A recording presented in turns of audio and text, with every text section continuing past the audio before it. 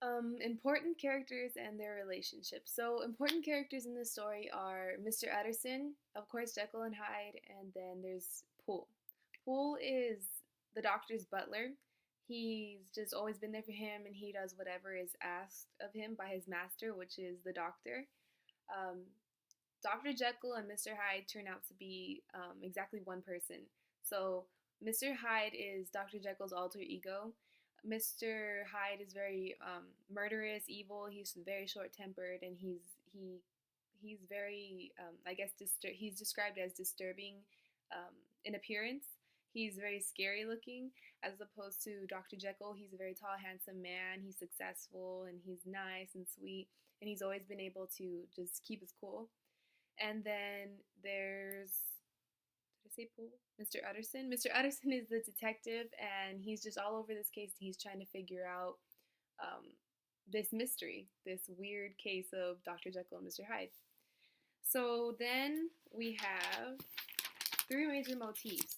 The three major motifs are violence against innocence, silence. Silence also becomes our theme of our video, and then there's urban terror. So violence against innocence. So Hyde is repeatedly depicted as this creature who establishes lots of like evil and murders, and he's just very heartless.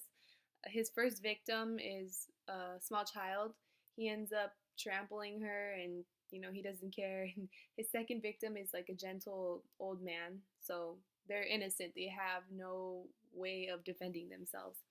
Then there's silence. So not only is this a motif, but it's also our theme, like I said. Silence was a big one for this story. There was a lot of secrecy and blind spots that took forever to be revealed.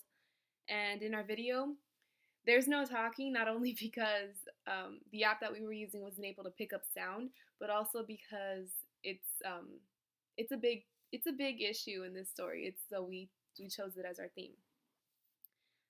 Urban terror. The author places a setting in this like urban Victorian Londony place, and he does like a really good job of establishing his setting. He describes it in detail. He makes it seem like a nightmare. So he makes it seem like a nightmare by like describing like dark streets, foggy lights, and just he makes everything. He does a good job of reaching out to the reader and sort of like controlling the mood that they get from the story. So he does a really good job of that. So now we have Victoria joining us. She's going to describe a major conflict of the plot, and then she's going to discuss a symbol. Oops. It's not playing.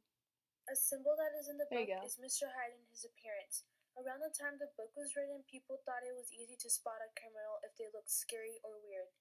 Mr. Hyde was described with a physical deformity, causing people to question if he was a criminal. Okay, we got that. Motif good versus evil pops up in the book Dr. Jekyll and Mr. Hyde, causing a conflict to sprout. The main conflict that occurred in the book was Jekyll struggling with his evil conscience or personality, which was Mr. Hyde, and how to keep it under control. Hyde is viewed as an evil person and Jekyll as a victim of Hyde, but in reality, Mr. Hyde was Dr. Jekyll all along.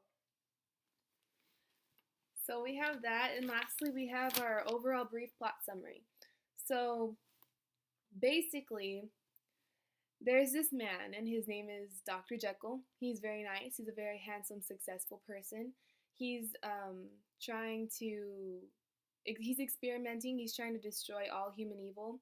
And during his experiment, it was an experiment gone bad. There was a side effect. So he tried his own experiment, and from there he ended up developing his alter ego, which is Mr. Hyde. So instead of destroying human evil, it ends up creating it for you, and it ends up taking him over. So it's dominant over his actual self. And then so Mr. Utterson comes along. He's trying to solve like these murders and stuff that Mr. Hyde is committing, and later on we come to find that Mr. Hyde and Dr. Jekyll were one person all along. So that's it for ours, and our story was Dr. Jekyll and Mr. Hyde.